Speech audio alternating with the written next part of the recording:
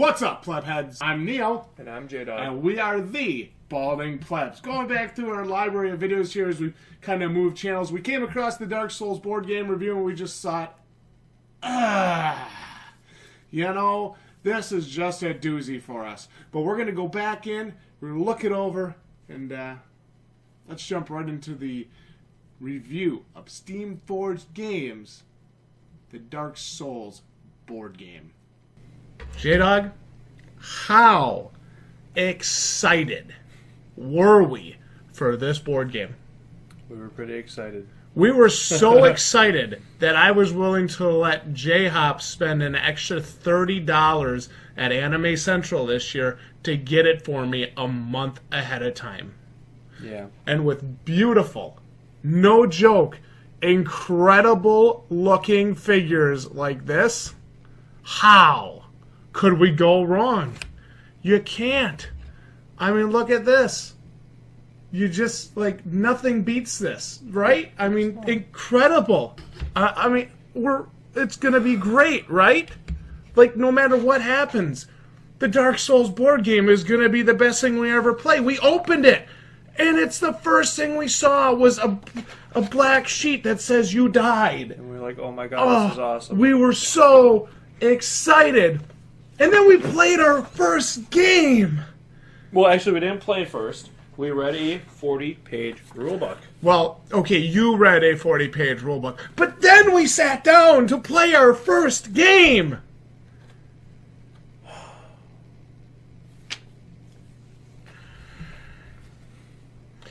And it was one of the last times we ever played it.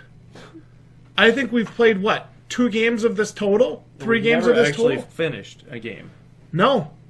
We paid $150 for this board game.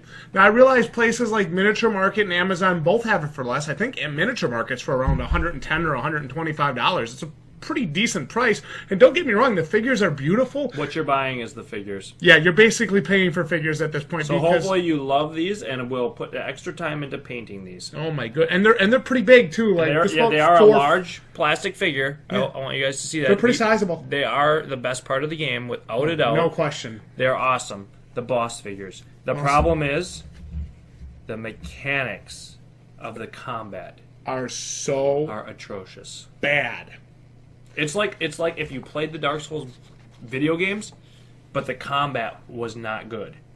That's what you'd have here. Because combat in Dark Souls games is fantastic. The combat in the Dark Souls games makes them playable. Okay, because it's the only way you can defeat the obnoxiously hard enemies is to be able to have a perfect combat system. And this game has a terrible combat system for a board game. And I don't even know how to explain the disappointment we have with it, because number one, it requires an immense time commitment to play the game. So you need to get at least 2 people, usually 3 to 4, let's be honest, to be willing to commit probably a good 4 to 6 hours of their day. Now, not saying that you'll never find that, but in our experience, having very busy lives and very busy friends with kids, who have kids and who have jobs, finding anyone that can devote 4 to 6 hours to a board game is impossible. So, well, that's why you play it in sessions. You have them over one night, and then they come back the next night and you play again. Well, you need to make sure you have a dedicated room for board games then, which I'm sure everybody has that in their house. A dedicated room where you can leave a big, giant board game set up. Excuse me, sir. Let me ask you a question, sir. How would you compare this to the Dark Souls video games? Would you say this is harder or easier, sir? It's harder. Now, wait, sir, I thought Dark Souls was the most difficult game of all time. Sir, when you say harder, do you mean artificially harder? Or is it you're just a balding virgin, sir? Well, not only is it not only is it harder, but it's also harder to grasp.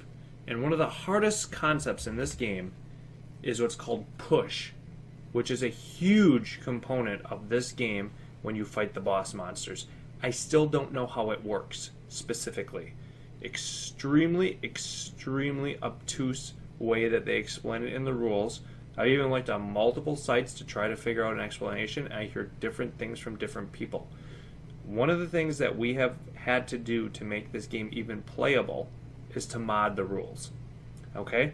Now, I guess I'm having to just accept that a lot of these Kickstarter-funded games require mod rules or house rules to play, but this game requires an inordinate amount of modification to make it playable. Sir, I asked you a question, and you dodged the question. I didn't know you were a politician.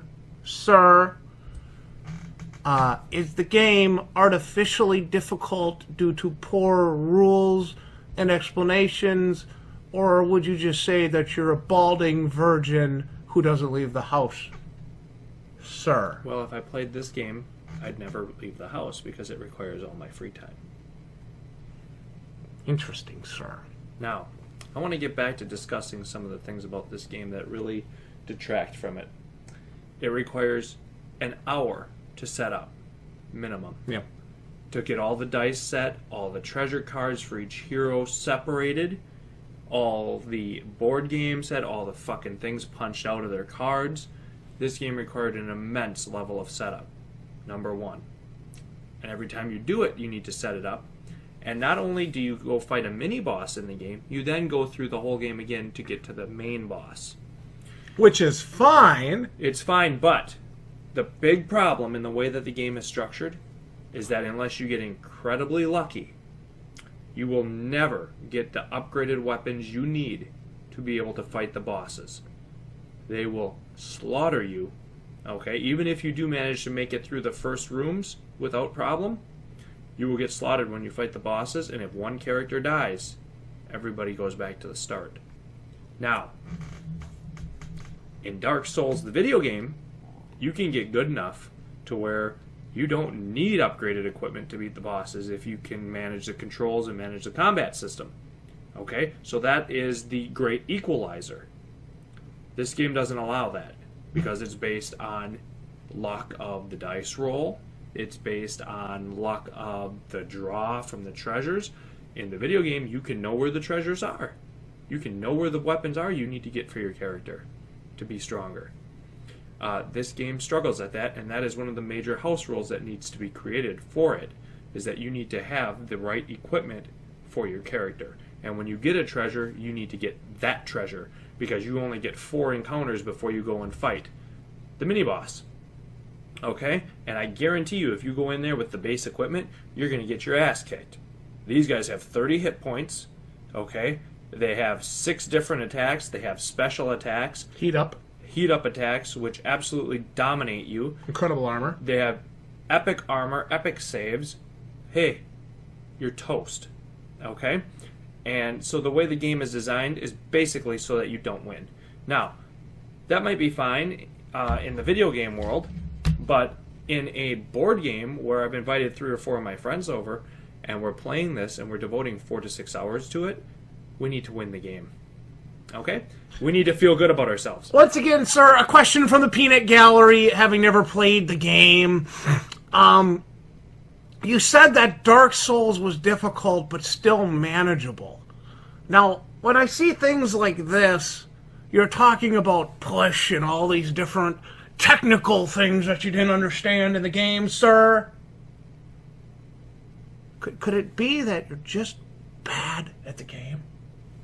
Well, or do you really think... I am bad at it. Or do you really think that maybe, just maybe, these Kickstarter board games weren't as well thought out as they should have been? What do you think about that, sir? They aren't. And that is a problem. I feel the game was a little rushed, especially within the rules. Here's the thing. When you sit down for a 6-hour session, you need to have a finality to it. That's very important to keep people playing it. Or at least something to bring you back to the next session. And if you put 6 hours into a board game and you can't complete it and you fail it, none of those people that you play with are going to want to come back for round 2. Okay?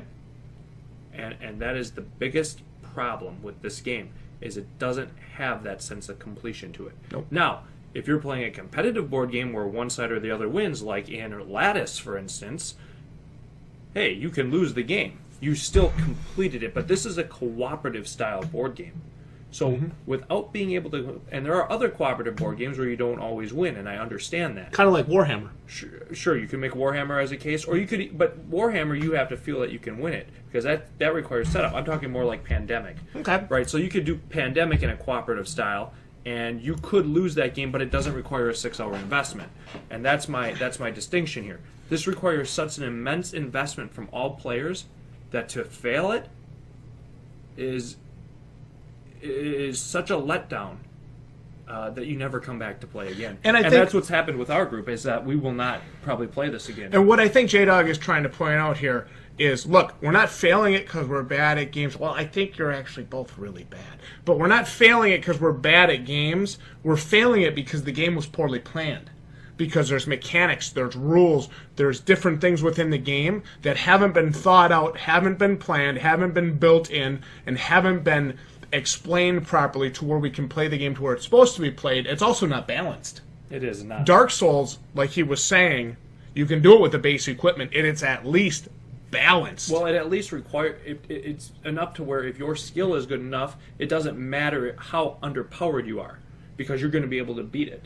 That's the one amazing thing about the game set, about the games, is that, you know, if you're a great player, if you truly understand the enemy's movements, you can. Well, didn't you say you legitimately beat any enemy in that game with any weapon? Didn't you say you watched a Soul Level 1 character beat Dark Eater Midir? Yeah.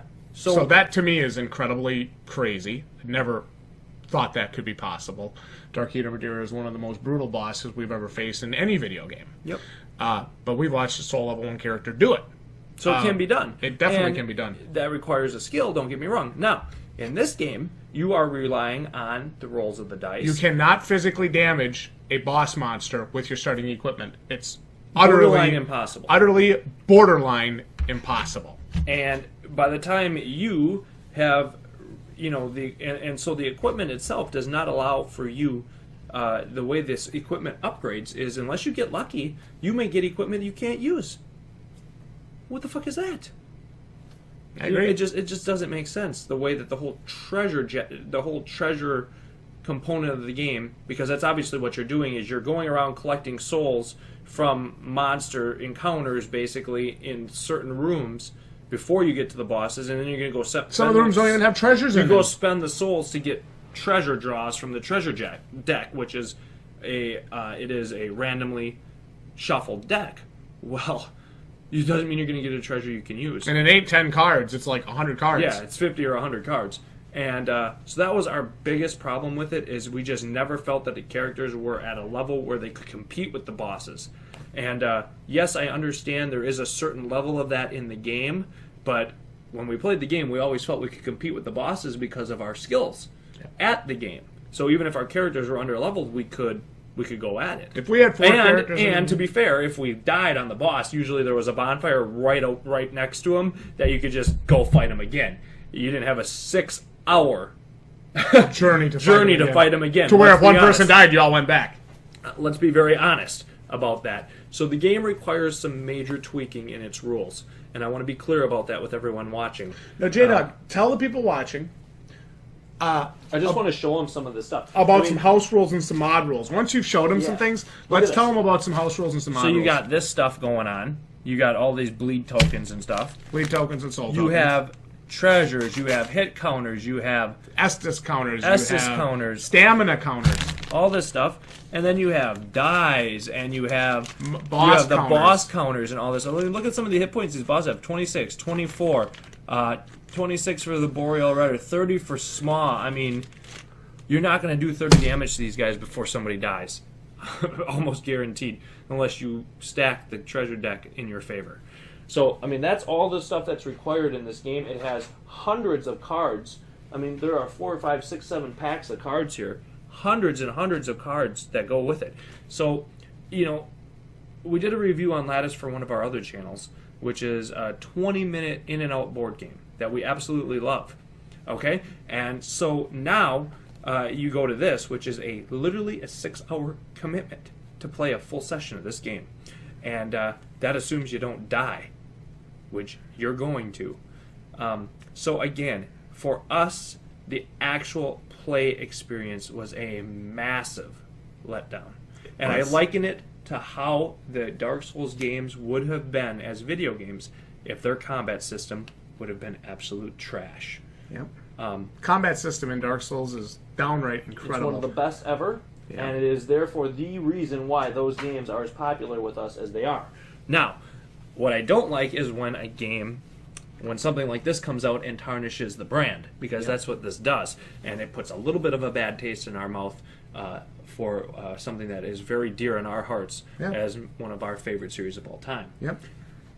So, unfortunately... He says one of. I cannot recommend this game at the price it is. The Dark Souls unless board you game. Absolutely... Yeah, the Dark Souls board Not the game. games for the games I can absolutely recommend. The video games we recommend 100%. Unless you absolutely need to have these figures. Which they are really nice. They are the best part of it by no stretch. They are the awesomest part of this game. They are almost very detailed. They almost cool. look like Games Workshop may have produced them. They look so damn good. Look at Smaw here. He is awesome. One of the coolest figures. Huge hammer. Awesome figure. So, unless you want to have these, and you're going to put the time into painting them... Which, if you are, it might be worth the $100 alone. Could be worth it. Maybe is the only way I could see it being worthwhile, is that you're going to paint these guys and actually put them on display or something. But the actual experience of playing the game is a massive letdown. Mega letdown, yeah. I know no other way to explain it. The game has to be modded, and the rules need to be changed to adjust to the realities of life, which is honestly who has 6 hours to devote to the game that they might or most likely will lose. And that's the reality of it. They have things in here for campaigns where you can go through and fight 3 or 4 bosses over multiple sessions. Nobody's coming back for multiple sessions if the game is going to be this unfun. I'm going to tell you that right now. It sucks. We have multiple Dark Souls fans in our friends base. Very few of them want to play this again. Yeah. And the only ones that do, only because probably they want to see the figures. They probably want to come over and drink our beer. Yeah, drink our beer. They don't necessarily want to play the game. The game. Okay, so the game was a letdown. You come into it. I mean, man, it could have been so much better if those rules and things had been polished out before. And I know it's hard to translate that to a board game. Don't get me wrong, but anything would have been better than this. You know what I mean? Yeah. The major problem is the way your characters are upgraded. And you're not playing this so you get to the boss and die, right? You want to beat the boss. You want to feel like it's a possibility. And when you get in there and these bosses come after you, you're going to get your ass kicked. And also the way they move and the quadrants and how you're supposed to represent quadrants and push and all these different mechanics that they have is a very rules-heavy based game for the boss fights. After all, the boss fight is what made Dark Souls the video game so great. Many memorable boss fights. And I wanted that to translate into the board game so badly, but it just does not. No. Because it becomes... It's the worst part of the Dark Souls board game. It becomes a major tedium. We are able to beat through the first 3 to 4 rooms. No problem. Pretty okay. Yeah. But then you almost have to go back and reset everything and play through them again unless you happen to draw perfect treasure, because you're going to need to get more treasure cards and more upgrade cards so you can do more damage. So when you finally get to the mini-boss, you can possibly beat it. Then you flip the board over, reset everything, and fight through waves of enemies again before you get to the main boss, who you won't be ready to fight, and you'll need to do it again. And then hopefully, maybe, possibly, be able to fight the main boss.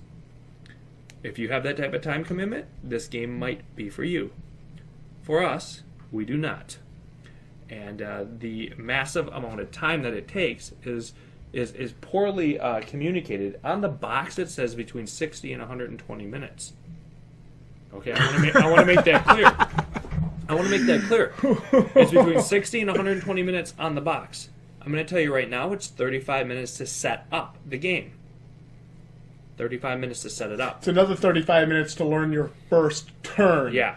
So even for very polished players who have played multiple sessions of this, if anybody can stand it that long, there ain't no 2-hour game. Period. There is no 2-hour game on this unless you stack the deck for your characters. It is a 4 to 6 hour, most likely 6 hour commitment. So very misleading on the box. I want to point that out. It does say that on our box. Maybe this is a first print. I don't know. But it does say 60 to 120 minutes. That is misleading, and it is wrong. You will not finish this game in under 4 hours if you play both sides. It just cannot be done, barring everybody throwing perfect die rolls and getting perfect treasure. It just will not happen. So, at the end of the day, this is a massive letdown. The Dark Souls board game was a flop. It is a massive letdown for us. Thankfully, we got these cool figures. Maybe we'll paint them at some point, put them on display. Somebody actually asked me the other day, I think it was Isaiah or Shane, asked me, hey, what did you think of the Dark Souls board game? The first words out of my mouth were, it sucked. Yeah, there's not much else to say. I'm not trying to bash Steamforge, I'm not trying to bash Kickstarter, but it sucked. The idea for it is spectacular. Yeah, absolutely. And I remember when we heard about it, when I saw it, I was like, oh my god. First thing we did was go and pre-order it on Amazon. Yeah, is this for real? Yeah, we couldn't believe there was a Dark Souls board game. Because, and we were probably going to get it regardless, just because honestly we wanted to support something that was, of course, based off of one of our favorite things. I feel like they would have been better off doing what Bloodborne did and having a Dark Souls deck builder game, maybe with figures. Yeah, throw some figures in, make you feel cool. Buy it on Kickstarter, buy the limited edition for $125, get two or four decks and this set of collectible figures. You'd have been better off doing something like that as opposed to giving us a poorly hashed out shit mesh of a board game. Yeah, that's what it is. Yeah. So if you are buying it, let's just break it down. If you are buying it, number one, know what you're getting. 60 to 120 minutes is wrong. It is 4 to 6 hours to play a full round of this game. Yeah. That is absolute. I don't think anybody's going to play it in 2 hours. I can't see it. Oh yeah. You need to mod the rules. Yep. To make it even remotely possible to win the game. And then you need to make sure you can find some friends who have 6 hours to devote to it, because that's what it's going to require. Yep. For people who are busy, this I cannot recommend, because you will never play it. J-Dog, rate the Dark Souls board game on a scale of 1 to 10 based on your expectations versus what you received. Well, on that, it's about a 2. and that's for I never thought I'd hear you say that. And that's for the figures. The actual game there's nothing there. Because we won't play it. Such a letdown. We won't play it, and we can't find enough people that are going to give the time for it. So, unfortunately, we just the figures are great. Thankfully, that we got those. But it is a real letdown to hear you say it too. Yeah, the letdown from the game. And I had just come off beating Dark Eater Madeir. That's the thing. I had just come off that high, which for me is a serious high for me. I fought that fucker for a week. To get his moves down and to learn this guy and to finally tackle him was like one of the great achievements of my gaming career. And then so you come off that high and you get to this, and it is such an immense letdown that it's hard to get past it. It really is. Yep. I don't know what else to say about it. I highly caution people, if you are thinking about getting this, please understand what you're buying and the commitment that you're going to need to make to it. And if you don't think you have that time or commitment, this is not for you unless you want the figures. Sir, let me ask you one quick question in closing. Sir, if I may address you, sir. Would you say this game is better or worse than Prey 2017? You know what? Don't answer that. Well, there you have it.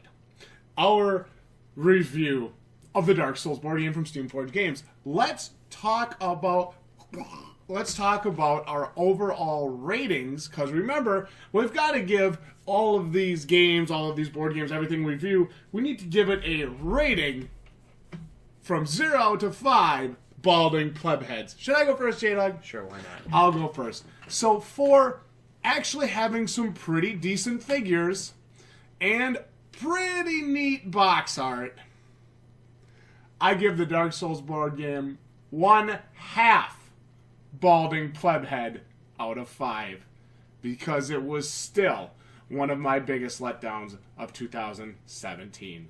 J-Dog, take it away. I'm in agreement with you. I also will give the Dark Souls board game 1/2 a balding pleb head out of 5. The reason for me? When you open the box, it has a beautiful sheet of paper that says you died on it. And it was the one thing the game got right. And it was actually true.